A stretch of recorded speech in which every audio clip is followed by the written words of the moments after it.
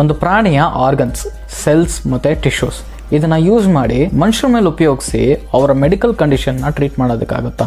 US ಅಲ್ಲಿರುವಂತ surgeons genetically modify ಮಾಡಿರುವಂತ ಹಂದಿ ಹೃದಯನ ಒಬ್ಬ ಮನುಷ್ಯನಿಗೆ ಅಳವಡಿಸಿ ಅವನ್ನ 6 ವಾರಗಳ ಕಾಲ ಬದುಕಿಸಿದ್ದಾರೆ. ಅದಾದ್ಮೇಲೆ ಅವರ ಬಾಡಿ ಅದನ್ನ ರಿಜೆಕ್ಟ್ ಮಾಡಿ ಅವರು ತೀರ್ಕೊಂತಾರೆ. ಇದನ್ನೇ ಅಸ್ಸಾಮಲ್ಲಿದ್ದಂತ ಡಾಕ್ಟರ್ ಧನಿರಾಮ್ ಅವರು 25 ವರ್ಷಕ್ಕೆ ಮುಂಚೆ ಮಾಡಿ ಒಬ್ಬ ಪೇಷಂಟ್ ನ 7 ದಿವಸಗಳ ಕಾಲ ಬದುಕಿಸಿದ್ರು. ಅವಾಗ ಅವ್ರನ್ನ ಮೆಡಿಕಲ್ ಪ್ರಾಕ್ಟೀಸಸ್ ಅಗೇನ್ಸ್ಟ್ ಆಗಿ ಹೋಗಿದ್ದಕ್ಕೆ ಜೈಲಿಗೆ ಹಾಕಿ ಅಲ್ಲಿರುವಂತ ಜನ ಬಂದು ಅವ್ರ ಕ್ಲಿನಿಕ್ಗೆ ಬೆಂಕಿ ಇಟ್ಬಿಡ್ತಾರೆ. ಸೊ ಮನುಷ್ಯರಿಗೆ ಪ್ರಾಣಿಗಳ ಅಂಗಗಳನ್ನ ಯೂಸ್ ಮಾಡುವಂತ ಪಾಸಿಬಿಲಿಟಿ ಬಂದು 7 ದಿವಸದಿಂದ 6 ವಾರಗಳಾಗಿದೆ.